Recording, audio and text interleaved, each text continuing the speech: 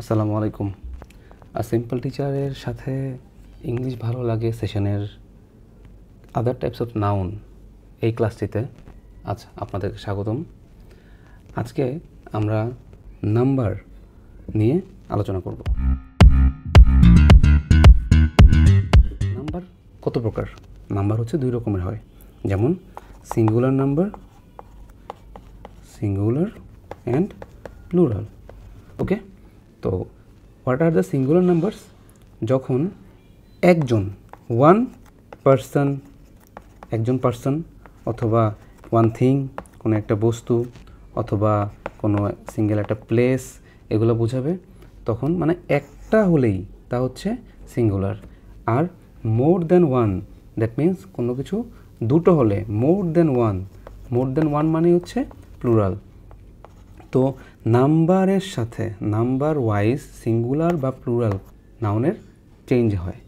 যেমন আমরা যদি বলি সিঙ্গুলার নাম্বারের কথা, যে বুক একটা বই, ওয়ান বুক, এ ক্যাট, এগুলো আমার সিঙ্গুলার নাম্বার, এবং এগুলোর যদি আমি প্লুরাল করি সেই ক্ষেত্রে বুকস, ক্যাটস।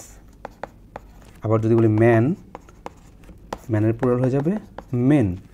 আবার যদি বলি পেন্সিল, এখানে পেন্সিলস। দ্যাট মিন্স আমরা একটা জিনিস খেয়াল করলাম, নাউনের শেষে এস বা ইএস যুক্ত হয়। যেমন আমি যদি বলি কোম্পানি, এখানে প্লুরাল হয়ে যাবে কোম্পানিস, NIES। খেয়াল করুন এখানে IES যুক্ত হয়েছে। দ্যাট মিন্স নাউনকে প্লুরাল করার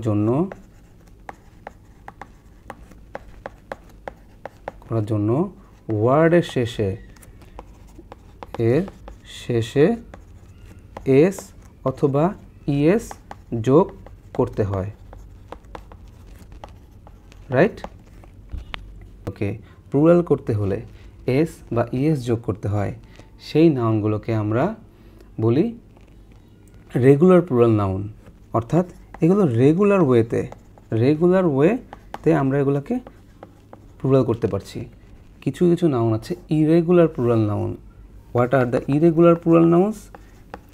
ইরেগুলার প্লুরাল, একটু আগে একটা এক্সাম্পল দিয়েছিলাম আমি, সেটা হচ্ছে ম্যানকে আমরা করেছি মেন, তাই না? ম্যানকে মেন করেছি, এখানে তো এস বাই এস যোগ করিনি। তো এগুলো হচ্ছে ইরেগুলার প্লুরাল নাউন। যদি আমি আরেকটা এক্সাম্পল দিই, যেমন চাইল্ড একটা সিঙ্গুলার নাউন, চাইল্ডকে যদি আমরা প্লুরাল করি চিলড্রেন, রাইট? চিলড্রেন।